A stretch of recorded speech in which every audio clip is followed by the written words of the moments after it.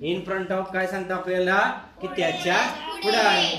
आता हे काय आहे अंडर काय सांगतं आपल्याला म्हणजे या प्लेटच्या बरोबर खाली अंडर आणि वस्तू सुद्धा तिथंच मी ठेवली. कुठे गेली अंडर. आता हे काय आहे ऑन म्हणजे या प्लेटच्या वरती ही वस्तू सुद्धा आपण काय केली वरच ठेवली.